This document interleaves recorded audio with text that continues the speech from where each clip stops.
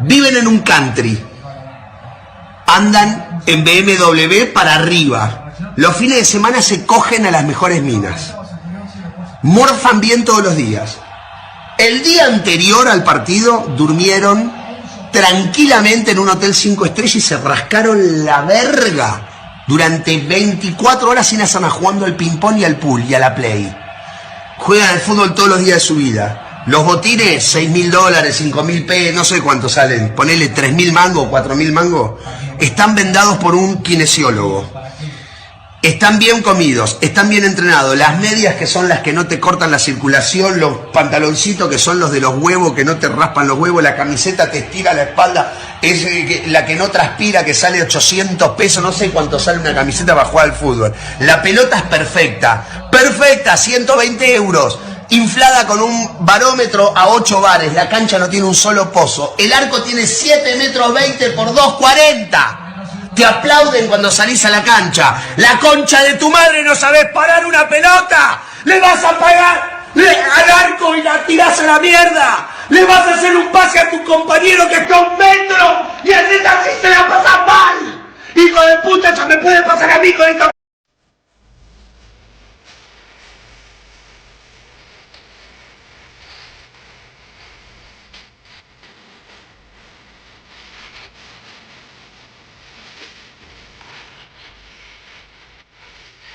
Oh, that's Liam, people. That's Liam.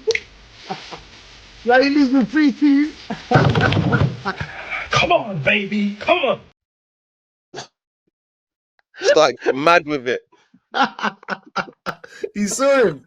You saw him, bro. Welcome, my people. Welcome, bro. Another episode of Raise the Standards, bro.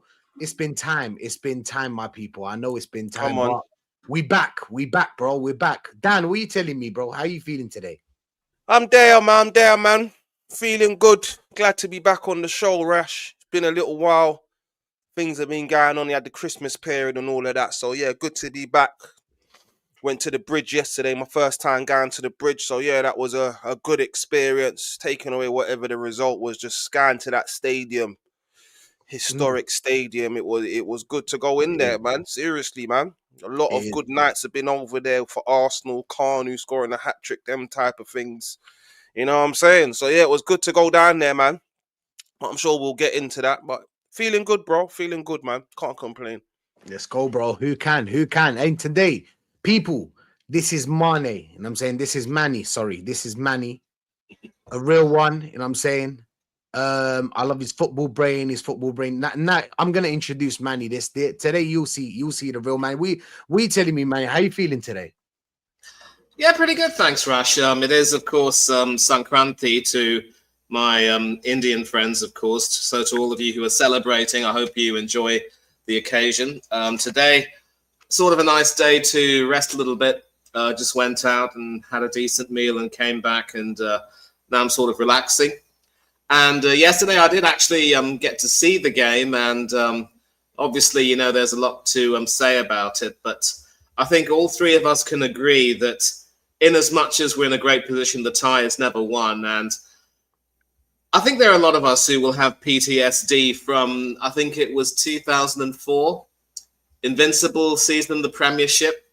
We should have won the Champions League that season, but who knocked us out? Sorry, 2006, you said? No, 2004, I said. 2004. We'll see. 2004, Man United? No, they knocked us out in the FA Cup, but Chelsea knocked us out of the Champions League. Champions League, sorry. Yeah, in the Champions League. Champions League. Oh, boy. Dan, I hope you didn't go to Highbury to watch that game. No, I wasn't there for that game, but if I'm being honest with you, bro, I think it's done, man. I'm more concerned about Man City in the final. Semenyo and these type of brothers are over there now. Obviously, it's not over. It's not over, and anything can happen, innit? Do you understand that? For me, there's still question marks over certain man's name, innit? Mikel Arteta, innit? There's still big question marks over his name. Always the bridesmaid, never the bride. Do you understand? So we just got to wait and see what happens. But I'm feeling optimistic because I've been wrong about a lot of things this season, man. A lot of things about this season, I'm telling you. And I seem to be getting proven wrong at the moment, bro. Go on, Rash. What you saying, my bro? Hey, listen, do you know what it is, Dan? Yeah, I know everybody's happy and everybody. Big up Jamboy, bro. Big up Tyson. Big up Jaleel in the chat, of course. Big up my cousin as well. Want to play some FIFA after this? Big up everyone in the chat as well. Like, listen, talk about that, Rash. We said you got a FUT team, yeah? Yeah. I got Ultimate Team. Yeah, I play Ultimate Team, bro. I got a decent team. Bro. Yeah, I retired like 3 years ago, but my brother still got it. So when I go to my brother's house, man, have a little tickle, you get me? But yeah, that game's the devil, bro, man. It's scripted, man. You know what I'm saying? Dark stuff. It is. You know when you win a lot, yeah, it gets to a point where like you have to lose a game. Do you know what I'm saying? You have to lose a game. And if you're losing a lot, they'll always give you a win. They'll kind of like favor you in the game. Do you get it? Yes. A tackle there will probably be a penalty, but that they'll let that go. Now, this is just conspiracy theory, Dan. Do you know what I'm saying? I don't know. It's the truth, bro. It's the truth. Nah, you know what it is? Nah, FIFA is a devil's game, bro. I can't lie. But I spend maybe I play it like three times a week. You know what I'm saying? I wish I had time. You know what I'm saying? I wish I had time like that. But listen, man, going into the game, bro, we're happy. You know what I'm saying? Apparently, a lot of people out there are saying that Carabao Cup is a must win. We have to win it. I don't understand though, but I thought that it's beneath us. Like, I thought that the cup wasn't enough. Are we trying to get the Carabao Cup for everybody else to see? Oh, he succeeded because he won the Carabao Cup, brother. Are you supposed to be where you are? We played. Do you know who we played on the way to Chelsea's the first big game, and even the first big game they didn't have the big players, but still, you go there to win, innit? We won. I love it. You know what I'm saying?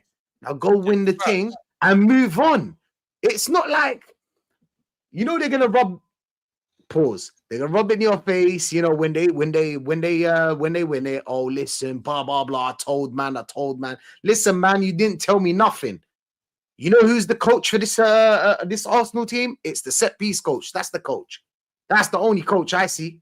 He's 70% of the team. That's the guy. Even Albert, Rice ain't respecting him like that. Rice was like, "Shut up, bro. You don't know what you're talking about." What's this guy talking about, bro? What's this 5'2" midget talking about? Do you know what I'm saying? Yeah, I think with this Carabao Cup, with the Carabao Cup, it's an important cup to win. But if we was only to win the Carabao Cup, then certain man's header is on the chopping block, innit? We already know this, but I touched on it yesterday, bro. One trophy won in 9 years. If we go back 3 years before Mikel came into the team, basically. So yeah, one trophy in 9 years for Arsenal is it's disgraceful, man.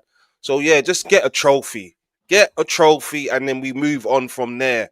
But we just don't know at this moment in time, and I'm 50-50 whether we're gonna win that Carabao Cup, because there's still some killers left in that cup, Man City. Listen, man, hopefully we do. You know what I'm saying? I'm buzzing about the win. I'll be honest. We'll get into the game, of course. I'm buzzing about the win, bro. Big up Jamboy, bro. Leave Aaron alone. Big up Aaron. Listen, man, I'm buzzing. Like we won the game. Yeah, it's our first win in 9, Crash. First win in 9 games in semi-finals as well. Yeah, prior to that, we played 4 semi-finals across 2 legs in both of them. That's our first win in a leg in 9 games, bro. But that's the thing. What they telling you now, Dan? Like you've got the biggest top gooner ever as a best friend. Like I know it's hard work for you. That's labor. I can't lie. That's labor. That is labor, bro. I know the feeling. The guy's not like, do you know what I'm saying, as close as you. Do you know what I'm saying? You two. But I know the feeling, bro. I work with people that are top gooners. Do you know what I'm saying? Trust me. But as it stands, Rash, right now, there's not much to say. Do you understand? Yeah. That's his favorite line right now. Yeah? We're topping the Champions League. We're topping the Premier League. Semi-finals of a Carabao Cup. What's it called? Through to the next round in the FA Cup. So who am I to talk right now? Do you understand? Who am I to talk right now? You get me? No. Yeah? We're in a good position, and I said it. If I was being honest with you, Rash, I didn't predict us to be 6 points clear of the Premier League at this point. I thought we would be about 7 behind. That was my prediction. Shit. Yeah. Is it? That was my 7 behind. prediction, bro. I said by I Christmas. thought that maybe it would be like a 3-2. You know what I'm saying? I feel like we're always in the conversation. I might have even said 10 points. That's how I was in a dark place, Rash. Dark. I was in a dark place, bro. So I've been proven wrong, innit? So I'm just gonna just see what happens from here, man. You know what I mean? Yeah, of course. It's battles, my friend.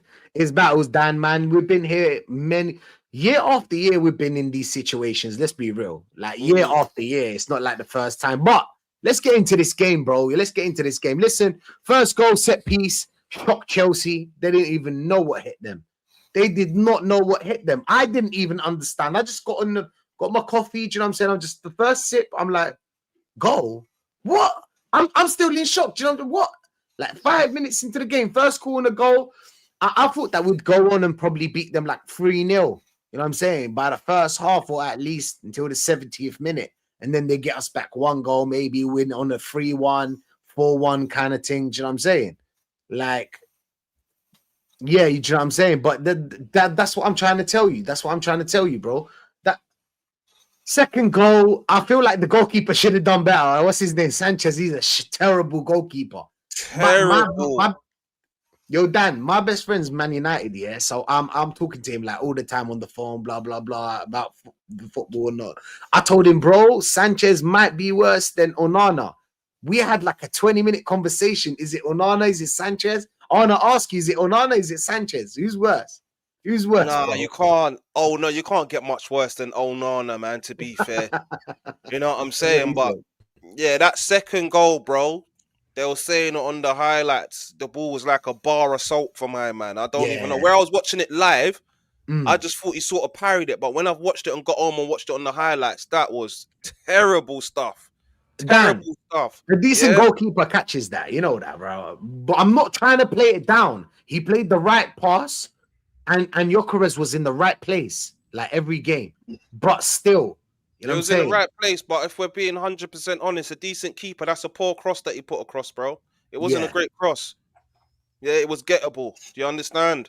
But it's just poor goalkeeping at the end of the day. And Gyökeres got his goal, which I'm happy about, man, because I still want that guy to do well. You happy that he didn't celebrate? He didn't celebrate. I like that he didn't celebrate. He done the half-mast thing, innit? He done it for like 1 second.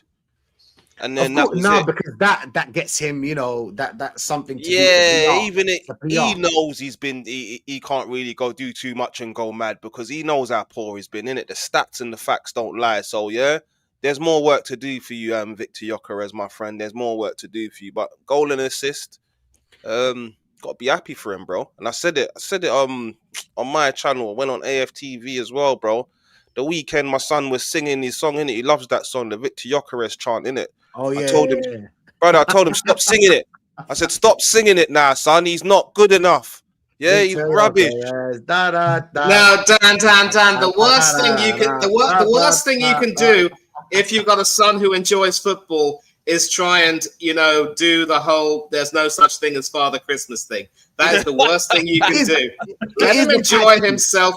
Let him enjoy himself, and you know, whatever happens will happen. You understand? I'm trying to bring up a winner. You understand? Yeah, you can't. He's not good enough, but yeah, he was still singing anyway, and I can't stop him. But yeah, he got a goal and assist, man. So it's positive. We happy, Dan. You know what I'm saying? We're through. What was your thoughts or like overall in the game? Like, what do you think of the game? How did you get through it? Well, I was there live, innit? So first goal went in, set piece again, ole. Do you understand? To be expected. It's our strongest weapon, and I'm not upset about that. If that's how we're gonna open up teams sometimes, then at least we can do that. Because I remember once upon a time during the Wenger days, we didn't score no goals from set pieces. We couldn't score goals from set pieces, so that's changed completely. So Ben White got that goal. I thought Chelsea were decent, you know, to be fair. They were bopping ball. They were playing some decent football. I'd say the first half, other than the goal that we scored, I would say it was pretty even. Esteval, he's a baller, bro. Watching him live, Yeah, I know. He was balling out there, man. He was balling out. Enzo Fernandez looked good. Pedro Neto, he did his Pedro thing. Neto looked good as well. For us, Saka, he looked all right. Mm. Not the greatest But performance. we're usually to a different version of Saka. I hear that. Yeah, man, but he looked all right. Trossard wasn't really saying much, but overall, it was a decent performance in the first half. It wasn't a great half of football, to be fair. And then second half, same sort of game, if you ask me. I think we was just edging it in the first half, and then out of nowhere. Why did it have to be him, Dan? Why? Why only him? Why did it have to be Garnacho out of all the players? Out of all the players, bro. Out of all the players, man. And it's not really goals that we don't usually concede goals like that. I think Odegaard gave away the ball as well, innit? In the build up to that goal, innit? Yeah. Pedro Neto did his thing though. It was a great cross. For you, obviously, you were at the game. You might not see it like us. It was a great cross, I'll be real. Yeah, because you're there with your people, you're talking, so you can look left and look right, and you've missed the key thing that's happened, innit? Next thing you just look up and someone's in on goal. You're like, what? You understand? So, yeah, man. Odegaard gave away the ball. People are trying to call out Kepa. I've watched it. I think it's a bit harsh, man, on Kepa to say that he could have done much better than he could have with the 2 goals. I think he made some good saves in that game as well. There was a good few shots that they have. He made some good saves. It was a decent performance for him. But yeah, stand out. Zubimendi, I think that was one of his better games. I've watched him live a few times. He's been underwhelming. But yeah, he was getting hold of the ball, making it tick. Composed for the goal. Shimmy. Smashed it in the Binzel. Good goal from Zubimendi. And I just feel like when Declan Rice come off, that's when we lost control of the game, man. That was a big change for me when Declan Rice came off. We lost some control when Declan Rice came off. Arteta. But they were cutting through us like Dan, even with Declan Rice in that midfield. I'm not saying that Declan Rice always, he's always 8, 9 out of 10, always. Yeah. But like they did their thing. Like people are downplaying what Chelsea did. Like, that's what I'm saying. That's why I said it was like a 50-50 game, Rash. I'm not saying that. Yeah. There's people saying that we completely dominated Chelsea in that game. Yeah, I'm not hearing that, bro. Yeah, I'm not hearing that. We definitely didn't dominate them. And you're right, in the midfield, Enzo, he played well. You know who played well? João Pedro, bro. Yeah, he did, didn't he? He was picking up the ball first touch. Watching them live, you can see what a player's about, innit? So I think he was decent as well. For Arsenal, Gyökeres, before he scored the goal and that, innit? When you're at the live games, bro, you get slated in the stands, bro. Absolutely slated in the stands. Yeah? Not many Arsenal fans like him, the match-going fans, bro. They don't like him. They want to, they was screaming for him to get pulled off. Then he got the goal. You understand? Yeah, I know what you mean. Apart from the goal and the assist, I think but it's crazy. Like they want, for example, I've got some stats here. Dan. That get the clipboard out, my bro. Get the clipboard out. Stats and facts. Let me get the clipboard out because it's kind of weird. Like here it is. Arsenal forwards. For fuck's sake. Sorry. Arsenal forwards when starting as a striker in the Premier League per 90 stats, yeah. So Victor Gyökeres has 20 games, yeah. 0.35 goals. And then you've got why should I'll just pull it up here. Let me pull it up here. Give me a second, sorry. I just wanted to show you something. And do you know what the amazing thing is? Is that Marino's the best striker out of all of them. Oh, I know exactly what we're about to show. Do you know what I'm trying to show? Right? Let me just Let me just share the screen. I pick up Dr. Seymour Butts as well, Chief Arsenal Proctologist. What's that? Proctologist. You already know. Yeah, he's a doctor. Yeah, it's the more ancient version. When I first saw you come up, I thought, what, Rash? You got connections. You got man coming in from You already know, bro. I only hang out with doctors, shit like that, lawyers. You know, man, don't hang out no. I'm too old for the block now. I can't hang out there no more. Arsenal forwards when starting as a striker in the Premier League. You've got Victor Gyökeres, yeah? He's got 20 games. You hear that? Goals, 0.35. Yeah. Shots 2.6. So 2.6 shots. Okay. conversion rate 15.9, bro. 15.9 his conversion rate, which is crazy for a striker like Gyökeres because he has a quite a good conversion rate. Let's be real. Here's the mad thing, yeah. Aerial duels. What do we usually do, Dan? When we get the ball and Saka can't obviously take on a man, or because both Saka and Trossard want the ball to feet, what happens? Cross the ball, innit? Cross the ball into the box. Cross right? the ball into the box. Yep. You're looking at it. 1.2 aerial duels one. Like, this is stuff that you can get from the internet, bro. Like, I'm a nobody. Like, these are people that work with Arsenal should know this. Like, stop crossing the ball to the guy. He's not built for it. He's not made. That's not his game. Do you get what I'm trying to say? Yeah, he's not that guy. Touches 24.8, bro. 24.8 touches. So He the, barely touches the ball. the one Yeah. thing that I would like to say on this, Hear this. So you've got Gabriel Jesus, 62 games. You've got 0.40 goals. You've got 3.3 shots on target. I'm guessing on target, innit? 3.3, which is, let's be real, it's 3.3 shots. He gets a lot of shots because Gabriel is someone that's always on the ball. He's always trying to make space. He's drawing, On the always ball trying and to create, innit, His Dan? movement's good as well, man. His problem is he's just not clinical, bro. That's his biggest problem. Thank So you. the one- Guess what? Conversion rate 13.6, the lowest out of all of them. Yeah. This is the mad thing. Aerial duels 1.4. He's better in the air. He's shorter than Gyökeres, but he's better. But he's Crazy. better. So the touches are mad. 50.8. He touches the ball a lot. You know what your Gabriel Jesus is about. Kai Havertz, Lord and Savior, right? 44 games. Goals 0.41. So they're about the same goals as Gabriel Jesus and Marino. That is a midfielder, but we'll get to him. You've got a conversion rate 16.2. Aerial duels, he's the best out of all of them, 3.2. And then you've got 38.9 touching the ball. Like, That's another thing that I was alluding to as well with Saka and his fall off and his assist is that he had a good little connection with Havertz, man. Good little connection with Havertz because he's good in the air. He is. Hear this. This is Marino, bro, a midfielder, people. I repeat. For anybody that joined in late, he's a midfielder, Marino. He's got 19 games, 0.42 goals. So he's the best out of all of them, and he's a midfielder. Shots 1.9. That's quite low. Conversion rate 23.6, bro. You see, the best conversion rate is 16.2. Kai Havertz. Mikel Marino, that is a midfielder, has a better conversion rate. So if you There you want go. goals, technically, you need to pick Marino. Do you know what I'm saying? You need to pick Marino, and this just tells you everything you need to know, Dan. Like, what do we do What from it tells you, what it tells you is that we still need to sign a killer.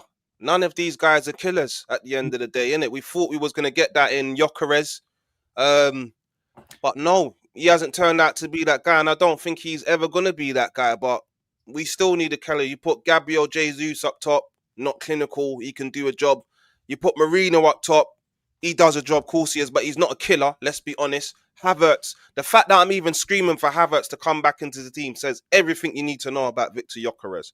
Says everything you need to know. Well, are you trying to tell me that you want Havertz after what I read out for you?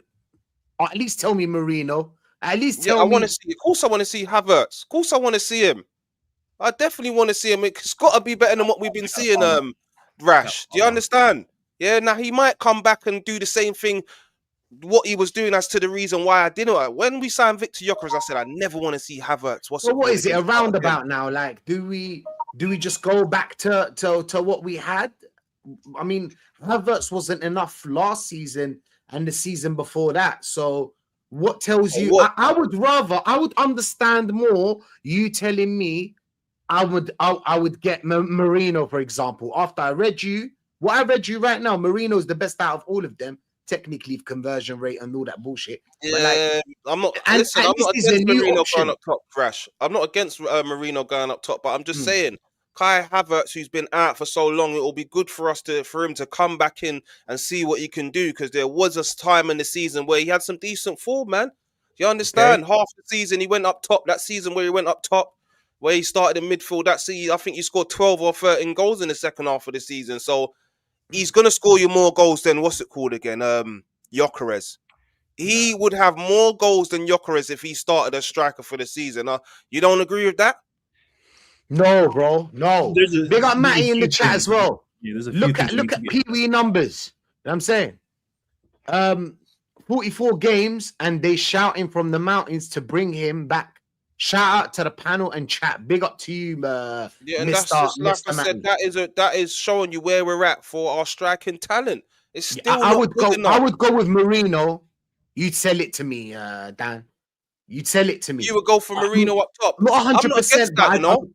I'm not against it, but all I'm saying to you is we haven't seen what Havertz is coming back. That's all I'm saying to you, innit? Yeah, that's all I'm saying to you. What makes you think that Havertz is going to change? Or are you just banking on Havertz being on top form as soon as we give him... He score goals. You know what? He has to score one goal, he has to miss 3 chances. That's his biggest problem, innit? But I've seen enough of it. We ain't creating 3 chances. Have you seen us create 3 chances this season? We're bagging every chance we get. But we're starting the game with 10 men, Rash. That's just my opinion. We're starting the game with 10 men with Gyökeres. Yeah? Yeah. He's not linking up the play. He's not making the right runs. Do you understand? Yeah, and you know what his biggest problem is? What? Yeah? He's not vocal enough. He's not demanding that ball. Yeah? When players are not passing him the ball, I'm not seeing him throw his hands up or screaming at man, showing a bit of character. The man's placid. He's got nothing to say. Hey, hear this. Bro. Matty's trying to make us all be happy. I'm saying he's trying to and I hear it, bro. 4-4-2 with Marino and Gyökeres. Marino can do the whole, shadow striker, false 9, whatever you want to call it. You know what I'm saying? And I hear that 100%, Matty. I think. Do you know what I asked him, because I'm so against Havertz and Jesus is because we've tried it before and we were creating more them days than we're creating now. See, now we have more set piece goals, but we're not creating as much. Then it was more of a 50-50 and we just couldn't get over the line. Because I'm with, like you said, positive Dan, bro. He throws up these stats. In the start of the season, me and had a big argument about Havertz, bro. And I said that's the number one sackable offense was signing Havertz for 65 mil from Chelsea. That was my line, bro. But then he starts talking about it. He comes with the facts, innit? The most goals we've ever scored in the Premier League, whatever, 22-23 season. That's what he comes with, innit? Havertz was playing up top for the second half of the season. So I can't just ignore that. I can't ignore that, Rash. I just showed you the stats right now. Yeah, his conversion rate. Hear this. Let me say it again for everybody in the chat. This is so crazy. 44 games, 0.41 goals. Marino has 0.42. Shots, I hear you. 1.5. You know what I'm saying? We're talking aerial duels is the only thing that Havertz is better. But conversion rate, Marino. What you're saying is you're just dead against Havertz even getting a run out. Dead against Havertz and Gabriel Jesus. And hear this, Do you know what I told Jesus, them? You don't want to see Jesus up there either. I'll tell you why. Yeah. Look, I like Jesus. Don't get me wrong. But you think that I don't like Jesus. I actually do. But we tried the whole. I actually believed that Jesus. When Jesus first came to the club, I actually believed that he was going to do well. I thought that Pep Guardiola wasn't giving him enough time for him to flourish. So we brought him to the club and I saw why. I understood why Pep. I mean, it's Pep, bro. You can't. Pep, you know what I'm saying? It's just so crazy about football, Pep. I understood why Pep doesn't play him gaming week in, week out. I understand why. Even though Gabriel Jesus as a striker, as a baller, you saw the little you saw the little touches he does against Portsmouth. You know what I'm saying?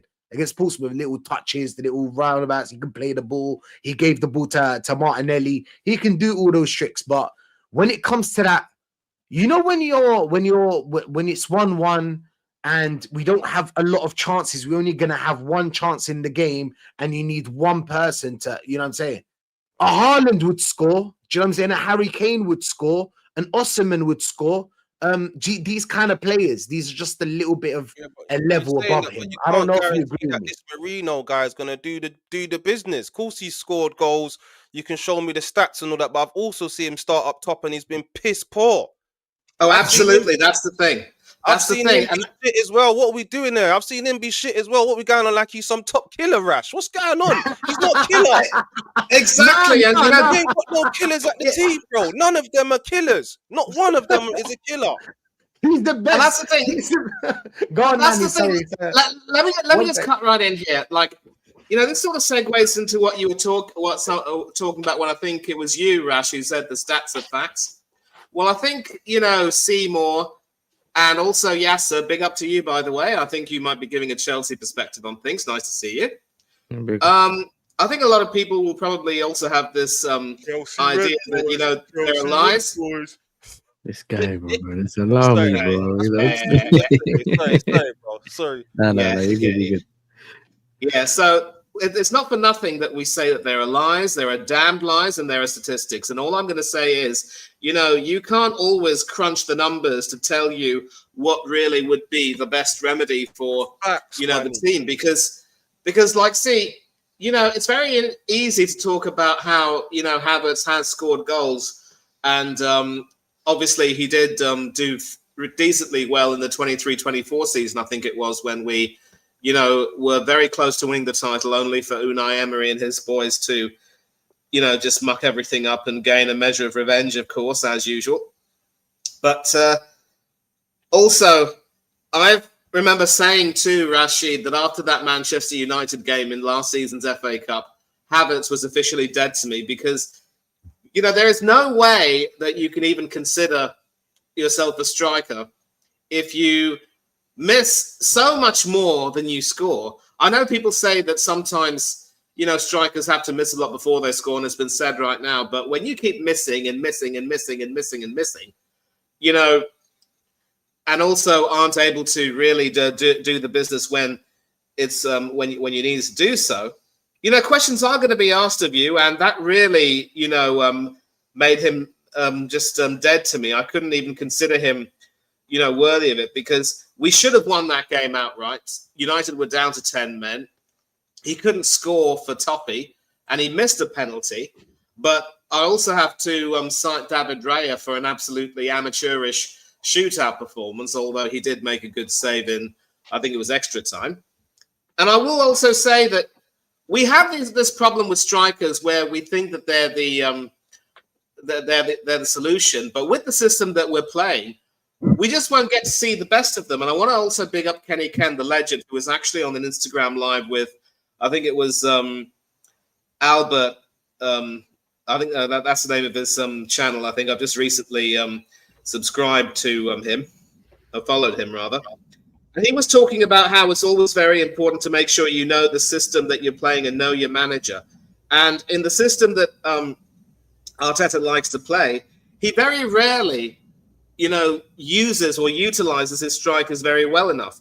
When we had Aubameyang, of course, under Unai Emery, and even especially during that FA Cup campaign where Arteta, of course, played his part, I mean, as the manager, Aubameyang was balling. He was scoring goals for fun. But then you had a situation where the mad scientist, as I would call him, started to try and apply his ridiculous system. He wasn't able to get the best out of Aubameyang in any way. And that first season, when we were at one point as low as 15th, you know, had it not been for the goals of Aubameyang and even Emile Smith-Rowe, I must say, who's to say that we wouldn't have gotten ourselves into a relegation dogfight that season? But again, what I'm saying is, without digressing, the system that we're using under Arteta is not really conducive for any kind of striker, any striker worth his salt, to be able to flourish. And we're seeing that with Gyökeres. Now, it's my hope that, for what it's worth, he's been given a lot more games. He's going to be given a lot more chances. That much is certain. And the more he understands the season, the more aware he is, and the more he starts to be a little bit more vocal, as Dan was hoping he would be, the better it would be, because now, you know, it is a sort of a dog-eat-dog world. It's like that sort of competitive spirit. Dan talks about wanting to breed a winner. You have that competition in you know, your childhood, especially if you grow up in a family of so many children. You know, you have to eat fast at the dinner table if you want to have a second helping or something like that. So that competition is more or less ingrained. And now you have to learn, as they also say in London, shy children won't get sweets. So you've got to speak up. And I am hopeful that with that goal coming the way it did in a big game, it could be the start of him, you know, starting to truly getting to grips with what Arteta wants from him and what is more or less expected of him. And, you know, the better for us as we can just, you know, move forward. And as was mentioned, I also really like the way he refused to go too far overboard with the celebration. But that's also a sign of seriousness because, look, it's a semi-final. We're trying to win a trophy. The job isn't even half done. So let's get serious again and get back to business, as it were. And that can only be really a good omen going forward. So I'm quite happy with the way it all worked out. And what I'm saying is, I don't even think that we should even consider having Havertz back at this rate until he's able to show that he's more than capable of improving from, you know, the current poor level that he's at right now. And as for Gabriel Jesus, well, he's also contributing a great deal for what it's worth, and he's showing that he's willing to, you know, get back into the swing of it. But again, it's that lack of consistency, in my opinion, exacerbated more or less by the system that we're using, that means that we may never be able to get the best out of our strikers. Even if we were to bring Erling Haaland to the Emirates, I'll tell you right now, he'll struggle. And that's another reason why I don't believe that Manchester City will be in any hurry anytime soon to have Mikel Arteta replace Pep Guardiola. In fact, I think they've already earmarked Enzo Maresca. Because why would they want to hire a person who is so much of a micromanager, so you know, finicky, and so I don't even want to think of any words to describe him. But all I'm going to say is that he will not be conducive to getting good strikers to play to their potential, and that's really a damning indictment. It sounds hurtful. I know a lot of people will probably like to disagree with me, but I've got to call it the way I see it. So all we can do now is just hope that things will get a little bit better. But this can also segue in some way to what might happen at the end of the season if we only end up with the League Cup, or worse still, end up with nothing. And I don't want to tempt fate. I just want to enjoy this process, not trust it, but enjoy it. See where it takes us. But if it doesn't take us to where we need to go, then we've definitely got to start considering getting a manager in who will at least, you know, just have a back to basics approach more than anything else. None of this, you know, mad scientist, eccentric sort of stuff. And if that means our players will play better and, you know, start to thrive rather than having to leave Arsenal and Arteta to thrive elsewhere like Aubameyang and others did, so be it.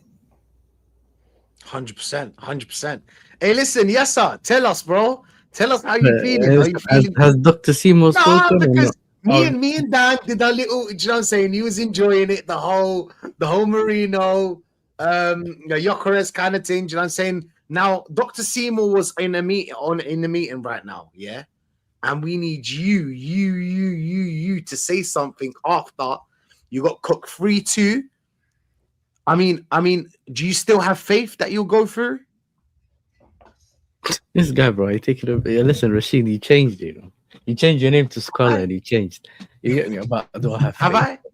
You get me? I've been hanging out with a lot of believe in the process. I hear it. But you know what it is though? Like, enjoying the process. Not the same thing. Okay. Yeah. That's what Exactly. Enjoy it. I can't lie though. I think I didn't expect as many players. I'm not even trying to make excuses, but I didn't think that many players would be out.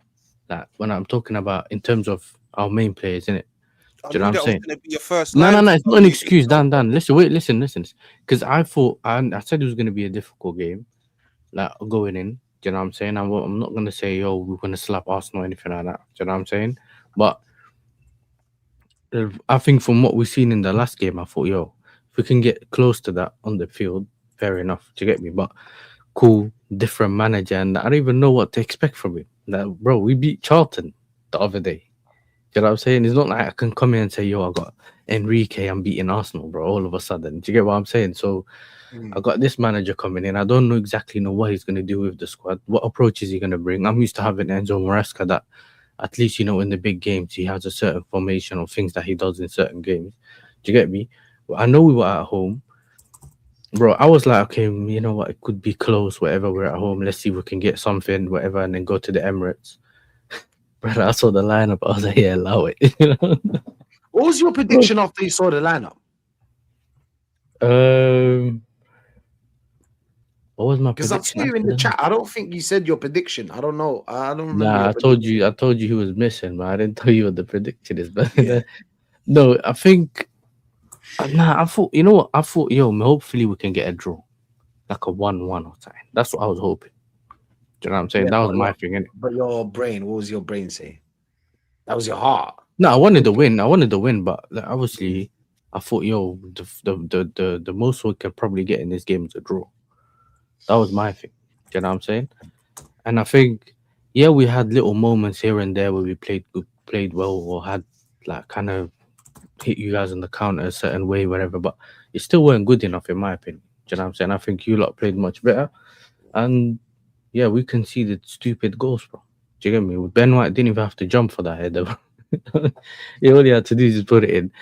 The second one, Gyökeres, we literally just gave it to him as well with the goalkeeper error. And you know what I think of Sanchez, bro. I used to call him Shamar Moore, bro. Do you get me? The actor fan from SWAT. Do you know what I'm saying?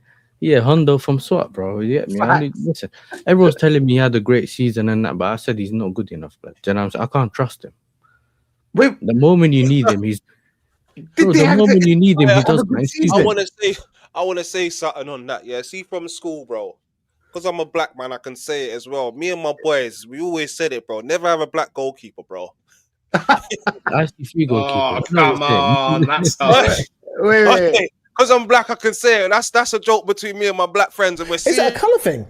Is it a colour thing? Is there a colour thing about that? Is there underbelly colour thing that keeps you? Every time I Does watch sound a bit underbelly when he really. I don't know what he was Shaq and his lot. Remember Shaq and his lot? Them type of. I'm telling you, I don't trust the ICP. Shaka was a 50 got stabbed that day, right? He didn't get stabbed. I'm telling you, Dan. I swear, Dan. You see me, I don't trust him, bro. From what I've seen last season, people used to come into my watch-alongs, bro, and would tell me, has he made a mistake yet? Do you get me? That's the whole season. He like whatever, innit? But I think right now, cool, he had a good season, and I don't think he's a bad shot stopper. I just think the Bozo, once you're a Bozo, you can't. It doesn't really rub off. Do you get what I'm saying? It's always there. So for me, I've wanted, like in the summer, I said I wanted a new goalkeeper. Is the second goalkeeper better than him, Yesa? Who? The second goal, he must be better than him. Oh, Jurgensen.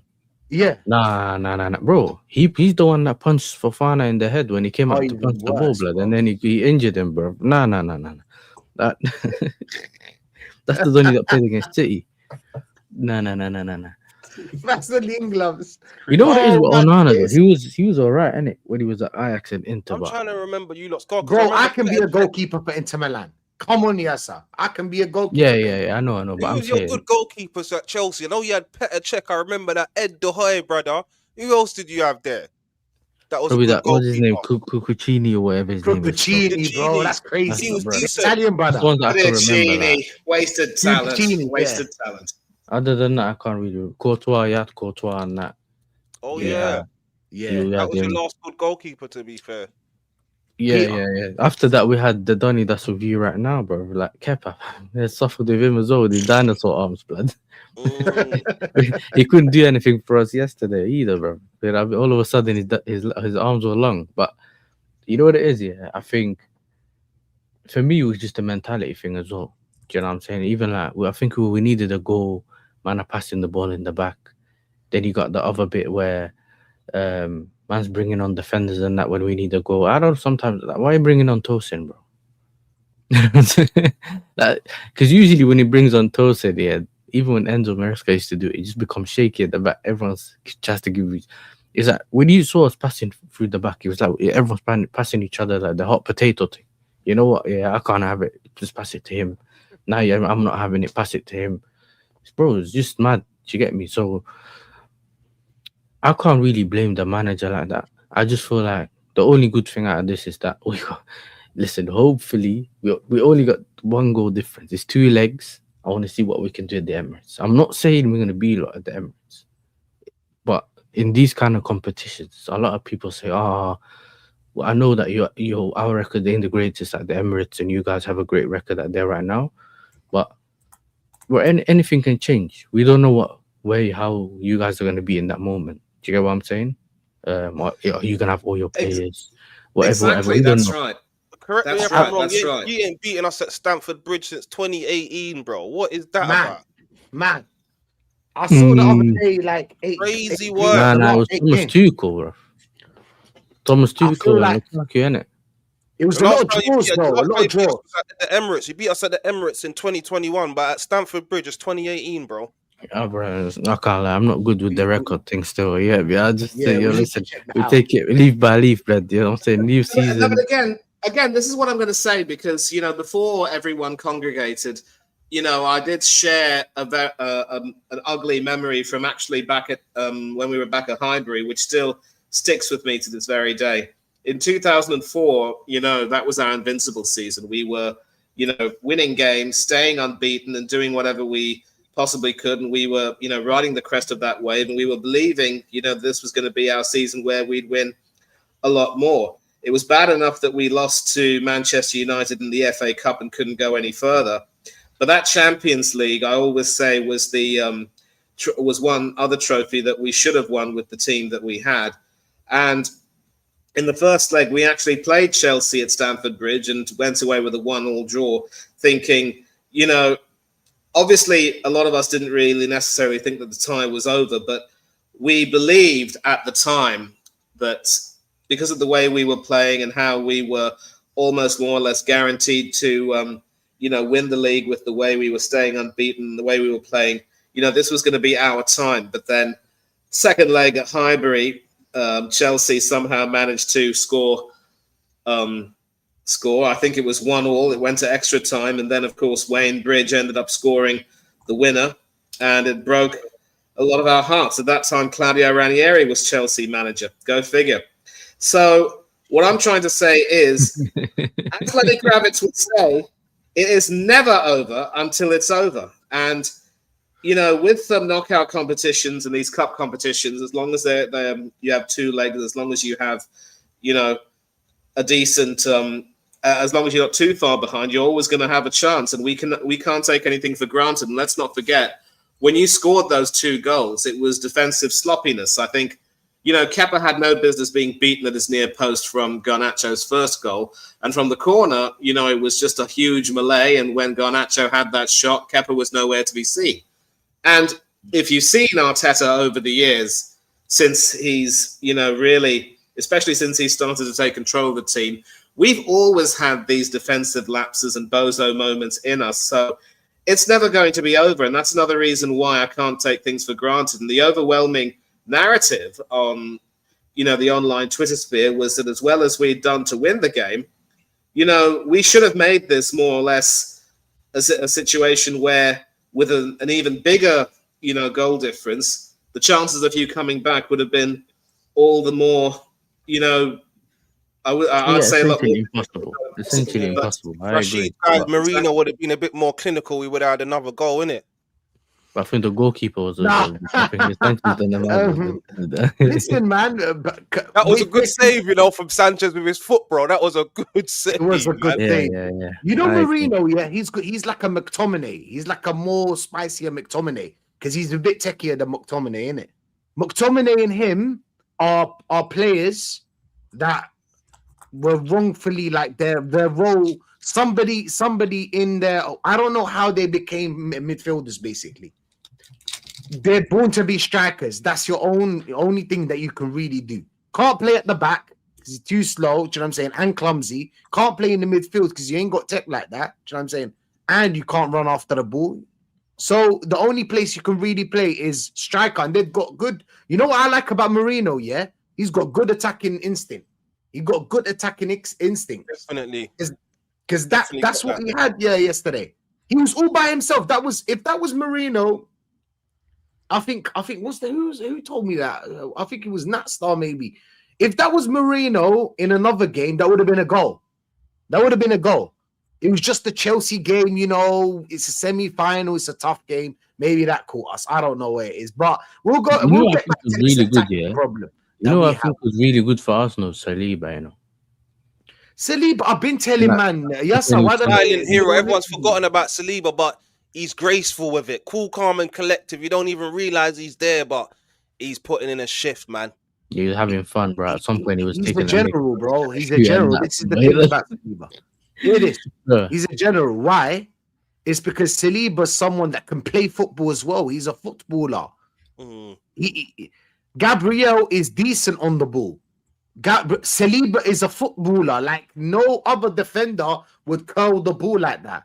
He's from France, bro. You know, if you go, everybody that goes France knows what I'm talking about, bro. Like there's bare talent on the streets that didn't even make it to the pitch.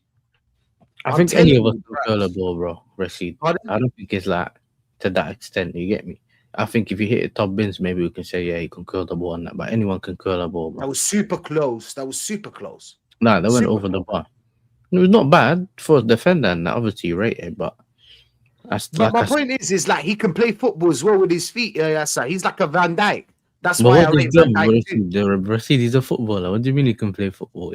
No, because there's defenders that can't, isn't it? Like Gabriel Gabriel can't play That's his football like weakest that. part of his game on the ball and his passing. Saliba, there's some passes that another defender doesn't do. Some passes on the pitch. You only learn that, I think, listen, it's either France, you know what I'm saying? France just have a crazy mind for football, bro. Every footballer that comes out of France is a baller that comes to the UK or goes to Portugal, anywhere else, bro. Usually he's a baller. I'm telling you, bro, anybody that go Paris, bro, knows what I'm talking about. You go to France here, there's like footballers that are never even made it. But my point is like Saliba's better than Gabriel. That's what I tried to tell them. But they all told me, no, it's Gabriel. Okay, watch. I told them, okay, if it's Gabriel, how come Saliba's the only one that Real Madrid inquired about? Why didn't Gabriel get any inquiries? How old Gabriel? Oh, sorry? How old Gabriel now? Yeah, he's like 26 or something, 27. Come on, defenders can play until 34. Defenders can play until 34. Swear down, Gabriel's younger than me. Oh my days. Yeah, crazy, right? I don't want to talk about it. Yes, I'm feeling uncomfortable. Let's move on.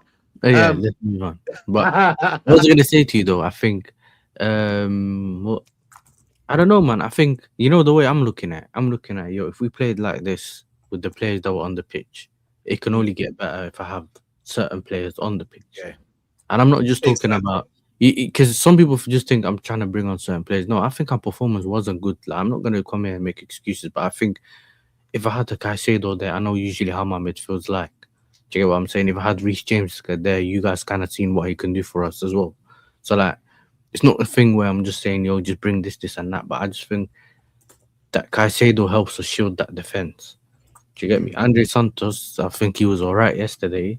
He's been better before, but the manager tried to play. Did you like the build-up though? Yes, like I like Chelsea build-up. Like they were opening us up in the midfield. Like it wasn't an easy game as I thought that it would be. Do you know what I'm saying? I mean, it's always Chelsea, but like they were playing some good connections, some good combinations, some good. Usually the way we play is this is why you saw us do that weird thing where the goalkeeper passes the ball to the Donny next to him and then to the defender. What we're trying to do is get you out of your position or press us and then we can start build around you, innit? Do you get me? And I think when it works or when we do the one-touch passes, which you saw more often under this manager than with the other one, is that cool. When it works, it looks good, then you straight away cut it through midfields and that, fair enough. I think it didn't work as well as it done in the first game, but obviously you guys are Arsenal and the other team is Charlton, isn't it? But obviously the main point is for me is that we still haven't really seen what the manager wants to do, and I can't really see it yet. I think his style of play is a bit more higher intensity, more one-touch passing, moving the ball quicker. But I've only seen it against one Premier League opposition. Do you know what I'm saying? Do you get what I'm saying? So it's harder to judge. But Yeah, I but heard Man City Arsenal played don't open bro. up like that. Let's be real. Like, not a lot of teams open us up like that. Like the way Chelsea did, not a lot of teams open us up like that. Yeah, Do but you know not what a I'm lot of saying? teams have Combination the of quality, these. and that's not even me. Like, it's not a boasting thing, but not a lot of teams have that midfield quality, innit? Oh, Now, cool, yes, like in terms of mid-table and lower, innit? Like, obviously, when you play the better teams, you got to be careful because if you play PSG, they got Vitinha and that in midfield. Like, they have players, innit? But in general, we do, when our team, like our midfield is there, it is one of the best midfields in the world, in my opinion.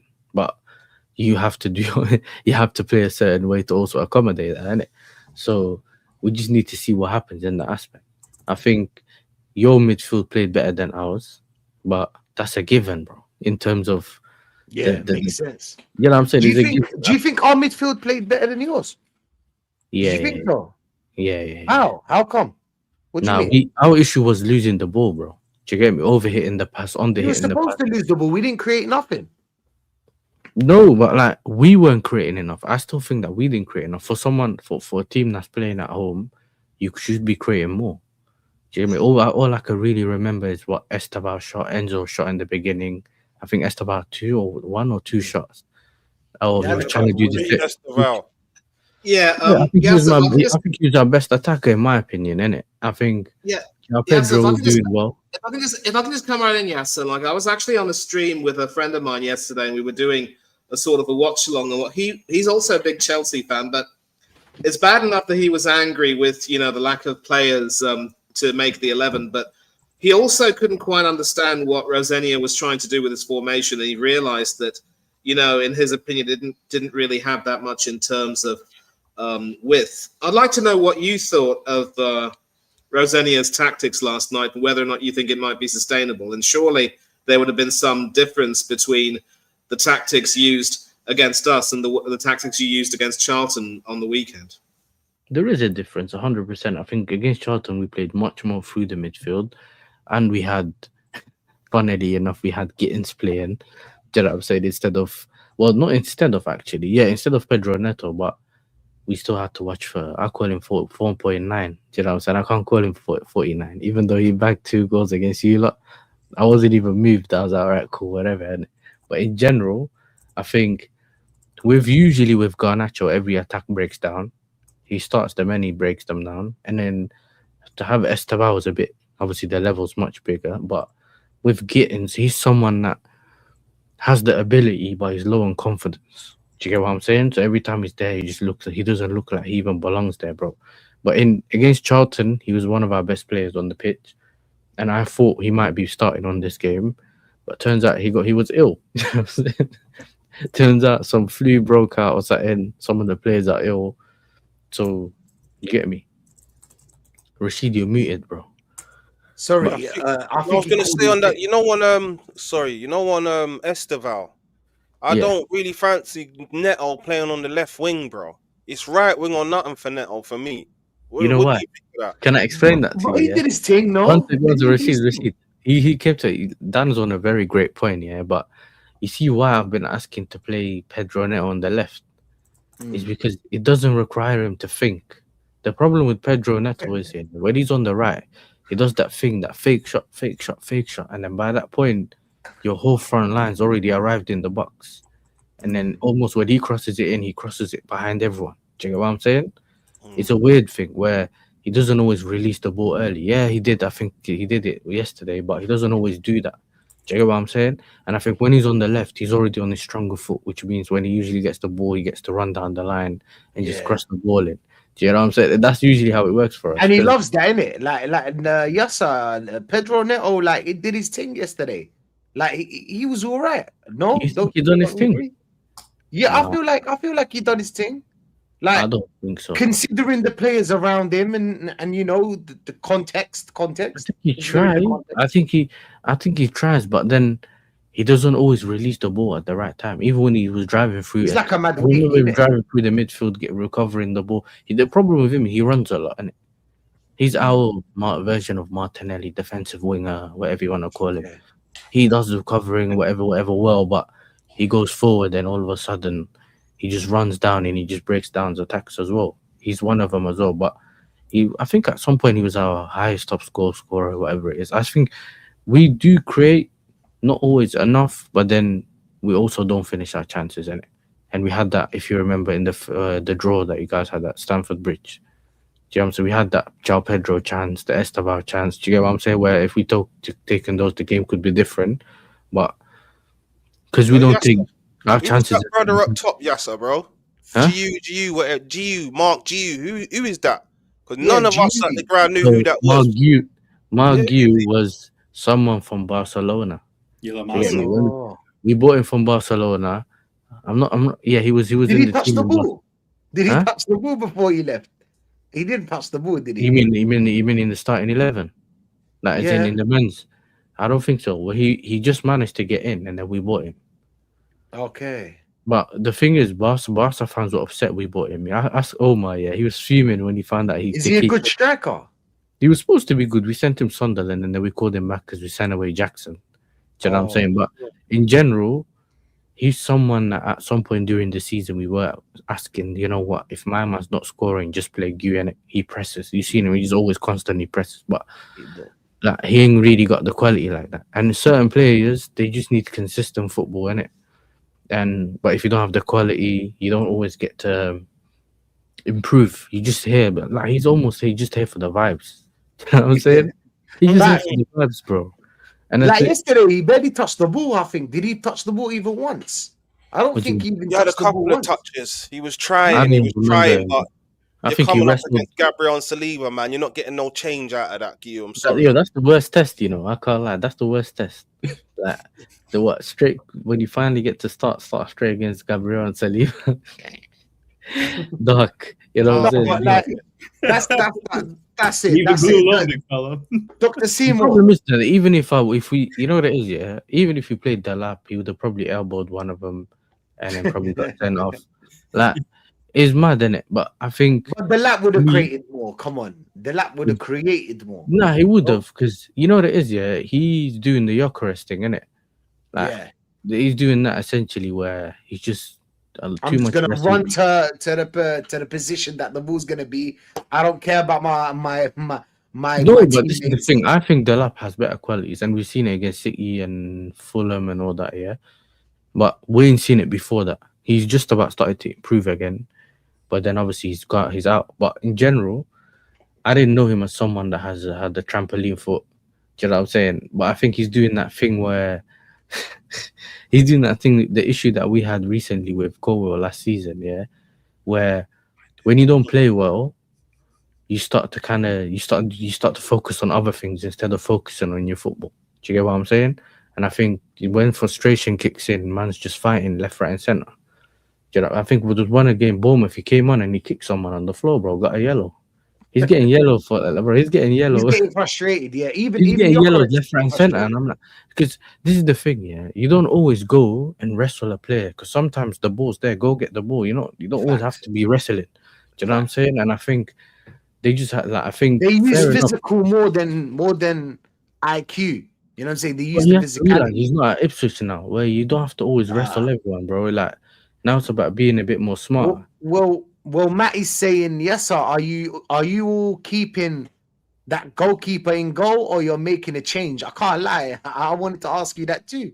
Like, what's gonna happen to Sanchez? He's terrible, bro. I read today. Bro, a briefing came out today saying that the manager told Sanchez that he's not guaranteed to keep his number one spot. Do you know what I'm saying? And our manager already told, like, before he came in, he's already told the ownership that, yo, like, I need some signings, bro. And then guess what? Guess what came out today? Yeah, we're looking for a centre back, bro. That's what Maresca asked for beginning of the season, bro. You should have just bought him a centre back. Like, bro, we move at 0.25 speed. That's what the board moves like, bro. It's crazy. Do you know what I mean? It's crazy, but. I don't know. I can't even answer that question for you, bro. Because right now, essentially what they've done is, do you remember the goalkeeper? What's his name? Petrovic, the one that's at Bournemouth. Yeah. He was the guy that was supposed to be taking over this season. Then what happened?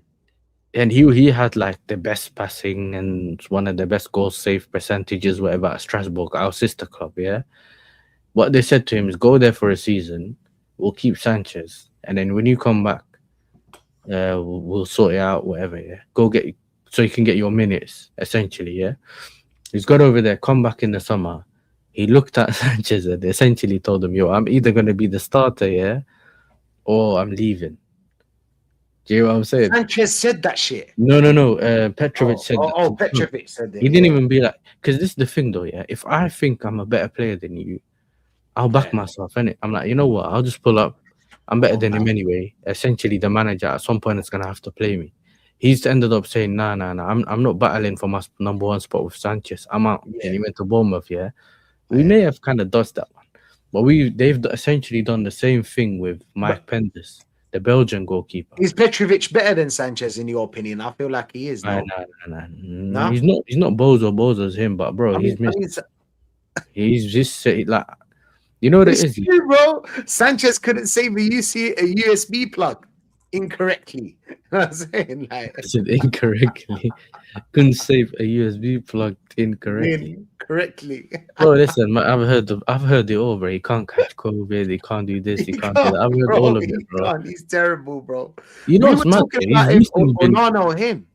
I was talking to my friend and I was like, "What do you think, Onana or him?" Nah, I think you know what it is. I'd probably think I don't think Sanchez is worse, yeah, because I think his shot stopping is good. That's my thing, innit?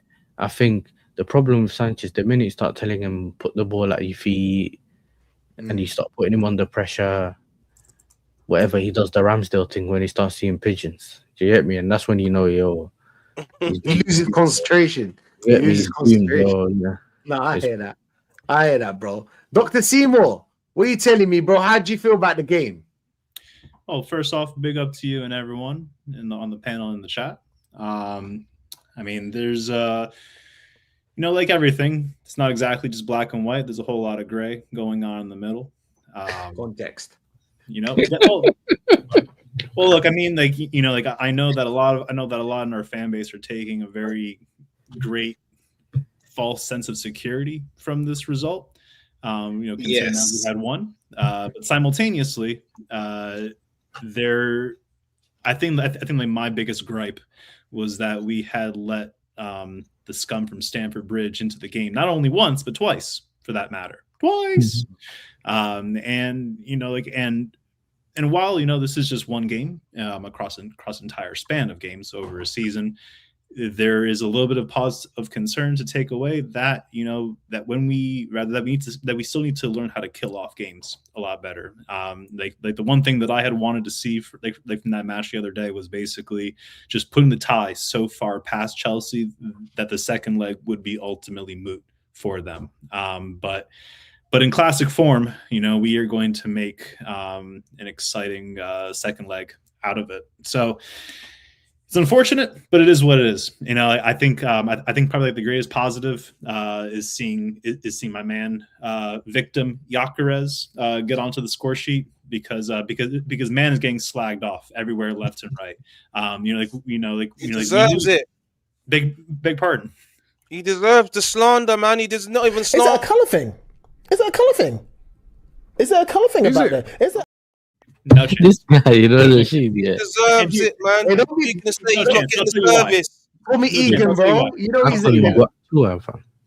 So I mean, so ultimately, look, we knew at the onset from the summer that Mikel Arteta wanted Benjamin Sesko and he wanted Nico Williams. These are two players that were being vocally announced as players that the manager wanted, and simultaneously Berta had overruled him simply because we already have those types of players at the club. The reason why we didn't sign another false nine was simply because we already have 3 players, or technically 4 or 5 players that can play a false nine. We needed as many of this manager's greatest acolytes would say, we need a different profile in our squad, if you will. And that was why we had went out into the market to spend big money on an out and out striker, a striker who had scored 97 goals in 102 games. But we knew from the onset as well that this manager has a very rigid system, a system, mind you, that has continued to fail to get over the line. And Berta had signed a striker, as well as Eze for that matter. They had, he had signed 2 players that we all knew were likely going to fail under this manager because of how rigid the system is. And additionally, we could also say that that these 2 players specifically were signed for a future after this manager. It is still on the manager, who is earning £15.6 million a season, one of the highest paid salaries in the world. Crazy. It is incumbent and imperative to do his job and to get the best out of one of the most informed strikers in Europe. It should be no surprise that quasi midfielders are performing better in a false 9 role, where that role is expected to not only hold up play, they're also expected to run back into midfield to collect the ball, expected to be more integrated into that midfield. Victor Gyökeres, we knew from the onset, after watching him at Sporting, we knew that he is not that type of player. He's not a player that holds up the ball. He's not a player that links up like with midfield. He's a player that you play on the fast break, on the counter offensive. You feed him in the final third and in the 18-yard box. Like that's how you get him to score. It should be no surprise also as well. I'm sure that we all remember a better, more well-rounded striker in Aubameyang also failed under this manager. So to consider that someone with less tech is somehow just going to surprisingly do better right out of the gate is a little bit, like penny wise and pound foolish in that sense. Do you think you should have gone? Doc, I hear everything you're saying, and parts of it I agree with, but you need to start putting some responsibility on Gyökeres' back. I'm sorry. He's had chances that he's fluffed. Yeah.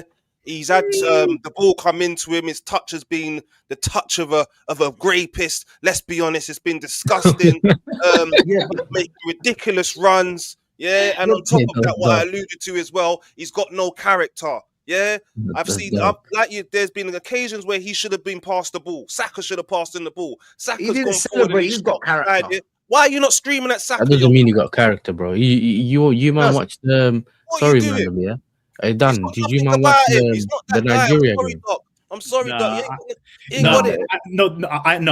I'm sorry, my friend, because simply because you are still unfortunately on the 29 train, still wanting him to come back into the squad, despite the fact that he has been a proven failure.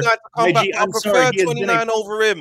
I'm sorry, my G. He has been a proven failure, and to continue doing the same thing over and over again, expecting a different result, is absolute insanity. What's Gyökeres been? He's a failure. Based on what we've seen so far, my man, like Victor Gyökeres, is getting sabotaged by a telenovela actress who is being. You don't have future here. You don't have future. You can never make it. You're supposed to be a dinner man, serving dinner to the students in the secondary school, because you cannot do basic 1+1. You are here breathing heavy like a dog. Think about your life. You are a failure. You can never make it. You cannot make it. You need to be. Bro, listen, Slander's hard. I played that on my stream before, yeah, and I got copyrighted. As a neutral, what do you think of Gyökeres? What do you think? You know what's mad, yeah? Me and Rashid. Do you remember the first time we come on my channel? When Sesko, we didn't know where he was going, Arsenal, United, whatever, yeah? And I was saying this about Gyökeres. I said, yo, every time I've watched him, he does that thing where he drops deep and then he goes out wide. Do you get me? And that's the way he plays. And he has a lot of space. Like maybe if the manager kind of adjusts the tactics a little bit, you might be able to get him to bag goals, whatever. I think it's more of like a 50-50 thing, innit? I think there is things to blame him for, yeah?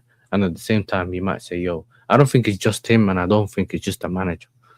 Like, as in tactics, system, and all that. I don't think it's just one-sided in it. I think it's both, but he needs to do better. And listen, I think we may have been wrong, Black. Maybe you guys could have done better with Havertz Pro Max. Do you get me? You see the problem. Let's go, Black. You know what I mean? I can't lie to you. Zero chance. You still have the benefits of having Havertz, and then you just got a better version, Blood. You know what I'm saying? Someone with pace, Blood. I am not hearing all this rival banter saying, "Oh yeah, you know, he should have gotten Benjamin Tesco." I'm sorry, you know, he's he's looking better at United. You know that too. I think Jokic would have done better as United because that's the way they play on the counter. Why is it when Jesus comes on, he seems to find the space, he's taking more shots, he's looking more lively? Why is that? Why does Marino look better than him when he's played up top? Why is that? Why is that? Because ultimately they're not strikers. Like they are rather, you know, they are, because as you know, as I'm sure that you well agree, there's really no such thing as a true number 9 as well as a true number 10 in the football game anymore, right? You know, like rather those two positions have been unfortunately melded into this quasi false 9, false 10 role that they're operating in the same area. Jesus is not prolific, Marino is not prolific, but their best position is operating within that role. The reason, with that being said, they are more technically gifted. Gyökeres, there are things that he could be doing better. It's certainly not to say that he has been, you know, infallible, right? And I definitely don't want to provide that impression. But at the end of the day, like, we are talking about a striker who is known for scoring goals. Like, he is very much a very classic striker from, say, like 30 or 40 years ago. Like, yes, against farmers and postmen, my friend. I'm sorry. Here we go with the Farmers League. Look, you can only score against the people you're playing against you. I'm sorry. Simultaneously, I swear there was a stat going around saying he had 0 shots in 7 games or something. But again, that is the result of a team who has not been playing with an out-and-out striker. Like, we know that this team, when they are on the front foot, they are playing very slow, very geriatric, very Tim Lewis hairstyle, U-shaped football around the final third. It's not incisive. It's not direct. Two qualities, mind you, that Gyökeres was playing at Sporting Lisbon. It has been the inverse of that. Now again, like, you know, I think on one hand there's a little bit like of chemistry at play. Rather, like Jesus and Marino, like, they have been in the squad a little bit longer than Gyökeres. But again, these are no excuses, simply because, like, we are on the title. Rather, we are, as some people say, we are on the quadruple charge, and we ultimately, like, really have, like, no time to ultimately waste as far as, you know, like, getting people and players, you know, like, embedded better into the system. But the fact of the matter remains, we have one of the most prolific strikers in Europe, and this manager is sabotaging him and kneecapping him, for that matter, simply so that he can put 29 back on the pitch. Did you like Saka though, Dr. What Rashid said was key about Marino. You know what I like about Marino, Rashid said? Striker's instinct. You keep talking about this guy that is top striker, yeah? And you've got top players coming out, Michael Owen, Ian Wright, saying he needs to be taking a gamble, go into the position where the ball might not go, and it might come there. He's not moving like a striker, Doc. What are we talking about? He's not gambling. He hasn't got the instinct. Let me ask you, do you think that players are allowed to gamble in this system? Of course they are. Oh, really? Of course they're allowed to gamble. What? What are we talking about here? Yeah, no, I'm sorry. I'm sorry. We play Arteta. Listen, I'm not Arteta's fan. I'm not backing Arteta.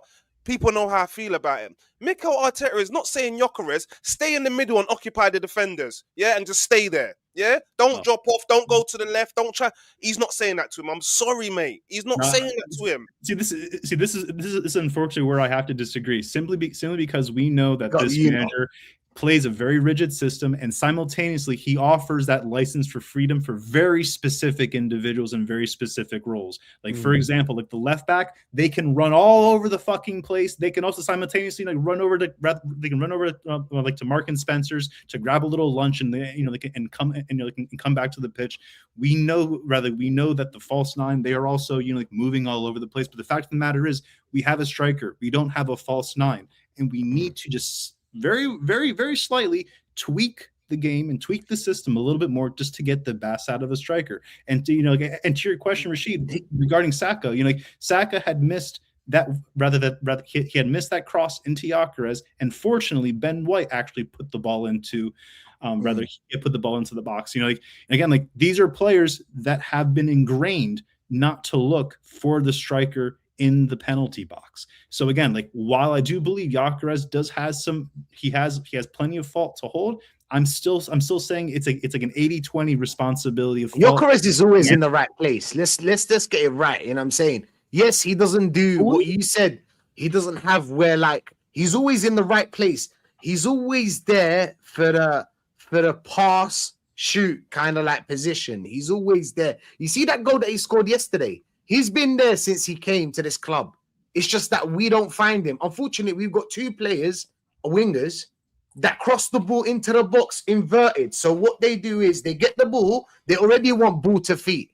Saka wants ball to feet. Saka can't beat a man and cross a ball. So there's no whipping balls, and there's no wow, the sounding pause. And there's no like pass or through balls. So all we got. But you usually cross the ball to the back post, even Saka. You lot are used to crossing it. Yeah, but he's crossing the ball. Didn't you see? Did you see his aerial duels, bro? He has 1.2. He's got worse aerial duel than Gabriel Jesus. Yeah, why are we going for that? Do you know what I'm saying? Like, and Trossard, yeah, you know how Trossard plays. It's the same thing. Ball to feet. Gyökeres. The thing though, Rashid, yeah, you see with a striker, like even when Haaland first came, they weren't necessarily playing to his strengths, or you would call his strengths, yeah. But he was still getting goals regardless. Do you get sniffing that chance here and there, or you know, like pressing down that defender, getting the ball off him and whatever, making that run with the ball, whatever, like. Regardless of sometimes whether the system creates for you or not, you might get opportunities here and there, which you still kind of have to make something of it. Do you get what I'm saying?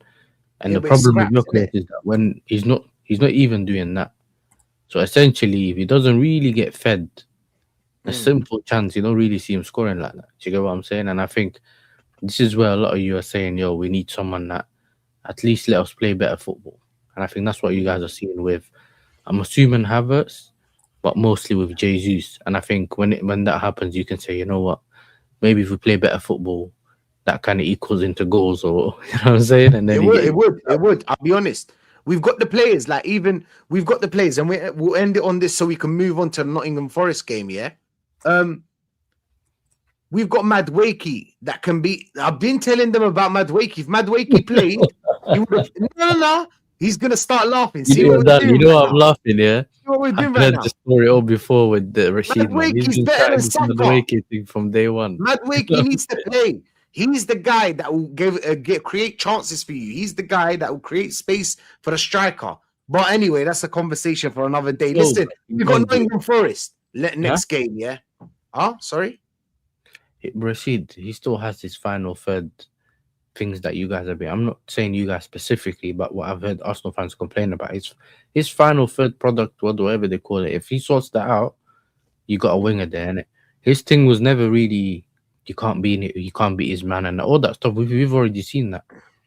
Yeah. What does he do when he gets to the end? Like, is he gonna assist? He'll cross the ball. He'll cross the right ball. Last game, do you remember against Portsmouth? I think was it Portsmouth? No, the game before that. I think the game before that. He crossed the ball into the box and nobody was there. Somebody should have been there. Where was the top shooter, Gyökeres? I know which one you're talking about. It is. No man. I'll tell you why. He was playing quarterback. You know, quarterback, your NFL. That's what he was doing. He's defending, bro. He was defending. He had to run all the way up to catch that ball. That's you know how it is, bro. He was taking samples of the grass, bro. That's what he Listen, we're gonna have to do this another day. Do you know what I'm saying? The stack conversation. Gyökeres slander around these parts. No. It's not slander. Listen, I'm just teasing, bro. It's all but like it's all good faith, man. It's all good faith. Next game, man, yeah. We got Nottingham Forest. Tough game. Do you know what I'm saying? Tough game. Sean Dyche, bro, physical. Do you know what I'm saying? That kind of teams that always give us trouble, bro. Like Sunderland and Everton and teams like that. Dan, what's your thoughts on the next game, bro? How do you think, and what's your prediction? Potential banana skin, if I'm being honest. It's not going to be easy. But there's been previous games over the last 5 Premier League games, or I called those games banana skins as well. But somehow, some way, without playing the greatest of football, we seem to have got over the line. So I think it's going to be another win. That's what I think it's going to be. I think it won't be easy. It might be a 1-0 or a 2-1. But I think it's going to be another win, if I'm being Hey, honest. Dan, I think you're making a mistake, because every time you just said every time I say it's a banana skin, we win. Yeah, Just call this one a banana skin, bro. You know what I'm saying? I said it at the start. This could be a potential banana skin, but man, I Yeah, asked for my prediction, innit? So them banana they skins lost- are they lost potential before I against see the Wrexham. draw, innit? But I They think lost we'll against do Nottingham Wrexham. Forest. Forest lost against Wrexham the other day. So Yeah. you know what I'm saying? Yeah, Everything's not but really they- rosy right there, but They're near the bottom of the Sean Premier Dyche League won right now, again. innit? They're in a dogfight, innit? Yeah. So essentially, especially with Sean Dyche, I know what you're saying because you know what he can do. Just fully defensive. So you see whether he can get a draw or something. Last season we lost over there, I believe. So yeah, I think we'll win, but I don't think it will be easy. And it's based on the starting lineup as well. But then Gyökeres has scored in the last game. So if he hadn't have scored, I would have been saying I don't want to see that guy in the starting lineup. But I want to see him now. He scored a goal. Hopefully he can build on this. And this is, don't get me wrong, Doc. I want him to do well. I just see it how it is. Leave him alone.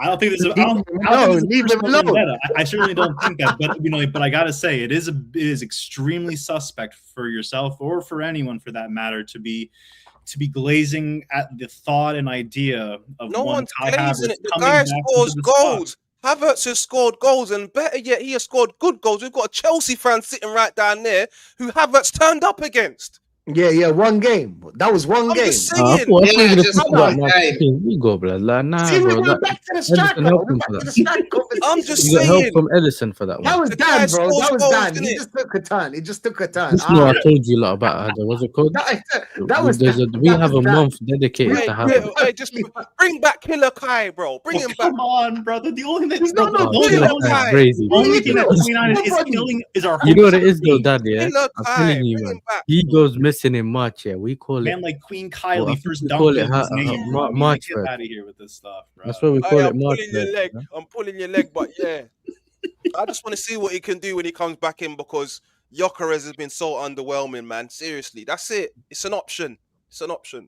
100%. Manny, what Yes. what are you saying about the Nottingham Forest game? And please don't talk about Gyökeres. Don't talk about Gyökeres. Just the other team. I am not going to speak about the Swede who is more or less a turnip. I'm not going to do that. I mean, He he's not comes a from turnip. Sweden. The girls are very nice. Yeah. That one was getting off yesterday when he scored. It was getting off. Yeah, but listen, I'm going to tell you one thing right now. I mean, this Nottingham Forest team right now are quite literally in such dire straits. It's scary. And all I'm going to say right now, and I hope there are going to be some some Forest fans watching this. You gleefully handed out a proven winner, a guy who was doing his best to try to change your style of football and try and make you a more attractive team, and it was working. But because of your impatience, you handed him out, and now you're playing even worse than when he was there. Karma really is sweet. And this is the same Forest team that not only lost to Wrexham in the FA Cup, but also are on an absolutely horrid run of form. Forget that about that win against West Ham. You know, West Ham are just cut adrift. They're going down already along with Burnley and Wolves, although I do know that, you can't necessarily predict what can happen. There is a lot of stuff that can happen in these coming months. But Forest look absolutely awful. And I take the point when a lot of people say, this could potentially be a banana skin. We did lose here last season, and they also did pick up some good results against some really good teams back in the day. Those days are all gone, gentlemen. This Forest team right now is just absolutely just god awful, to be brutally honest. They've lost some games that they should have won, and when I saw them, of course, play against Aston Villa, I thought they looked absolutely horrible. They didn't. The lack of effort really was just gutting, and I was also delighted when, of course, they lost to Hollywood FC. Ryan Reynolds, don't you know, Dr. Seymour? What an only. He might not be your cup of tea, I understand, as an actor, but you can't say that. But that's why you love football. You can't say that you can't get a good script in this game. You just can't say that. And this is a game where we also need to have I wouldn't necessarily say a statement win, but a win which does say that, we're not going to let these bogey matches scare us anymore. Many of us remember the Wolves game, and I will also say right now that those idiots in the fan base who still see it fit to sneer at Unai Emery for the 30-odd shots against Watford, I take those 30-odd shots and raise you barely 2 shots on target the whole game and 2 own goals in our favour, the second of which came deep into stoppage time to win the game against a team bottom of the Premiership with only 2 points at the time.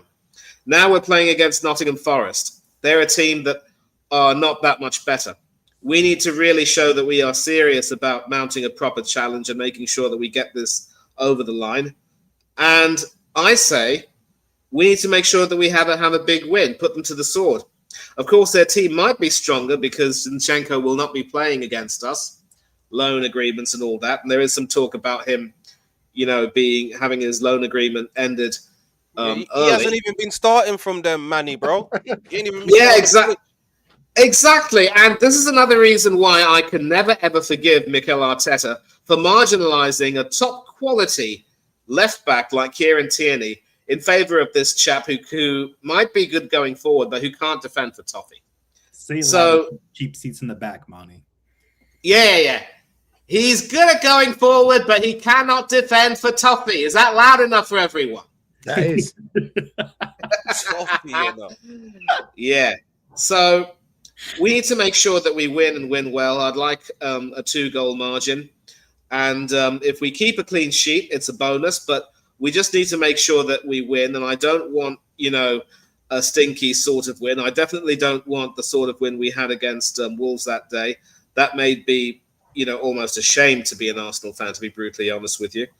And if we were to win this game, it would put further daylight between us and City and Villa, and all the better for us.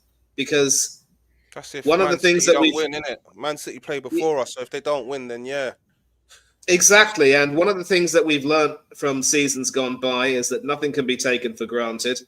Every game is important, and if we slip up and we become complacent, we will be, struck down. So that is something that we need to remember. And that's why I also say that the cup tie between us and Chelsea is definitely not done by any means. We've got to make sure that we do what we need to do to win that game too. Fair enough. Dr. Seymour, what are you saying about the Nottingham Forest game, man? Yeah, well, I mean, I think for the most part, Monty got it spot on, if not almost entirely. So the way that I see this match, I mean, the City ground, that's never been the most fortuitous of a ground for us to go to. But additionally, I think most disconcerting is that when you have a team that is struggling, rather struggling to stay afloat, and they are on the cusp of being relegated this year, they may have a little bit of fight in them, and I'm sure and that would become more exponential as the season comes to a head, simply because they want to retain their status in the league. Those slip ups, I mean, every match up until from the beginning of December up until the end of May is a cup final. There as we know, there are no such things as getting complacent. The margins are small as it is, and we don't need to show the league that we are complacent, because we need to put the sword to the rivals that are closest to us, and we need to psychologically put it out of reach for them. That was, I think that's one of my gripes about the Chelsea match was that we had let them back in. While I still think that we're going to get over the line in the second leg, it's just that psychological aspect of not putting the sword to things and really just making something as final as possible. So I think we're going to get a win. But I certainly wouldn't expect Sean Dyche to open up for us. I would imagine that he's going to park the bus all 90 minutes. So it's it's just going to be one of those same matches where we have to show where we have the capability of getting over that hump, simply because this manager is predictable. Like how we set up is predictable. It's very obvious, and and ultimately, like, opponents aren't going to change something that typically works. And what typically works against us is a low block. So the manager needs to, like, earn his bread, and the players need to earn their bread. Fair enough. Yes, sir. What do you think you're going to do against Brentford?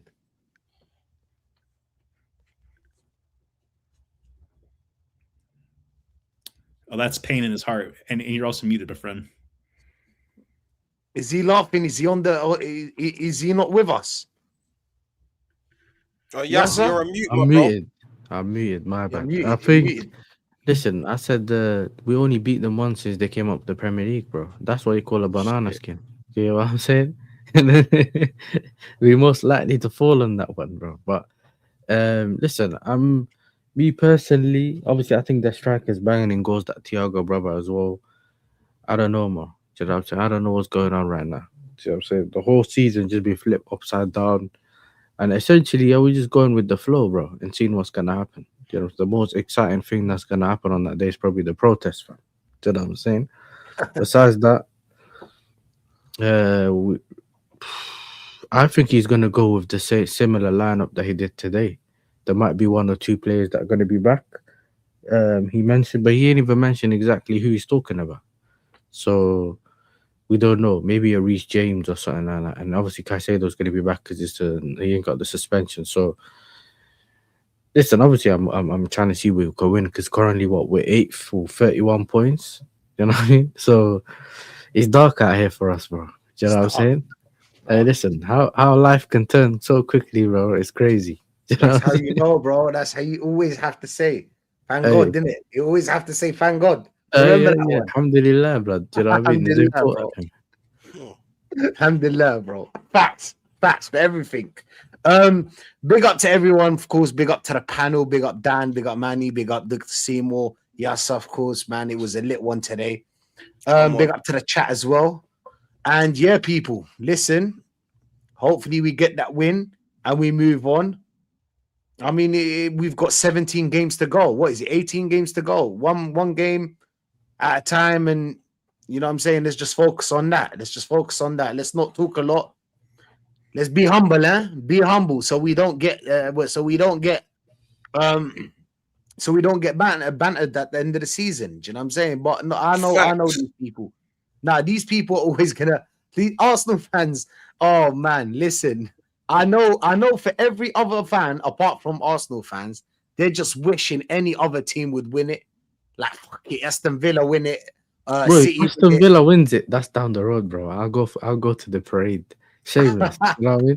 I'm telling you, that's the bro. I can't have Arsenal fans. Not Arsenal, it's too much headache, bro. Too much headache. I hear that, bro. But hopefully, yes.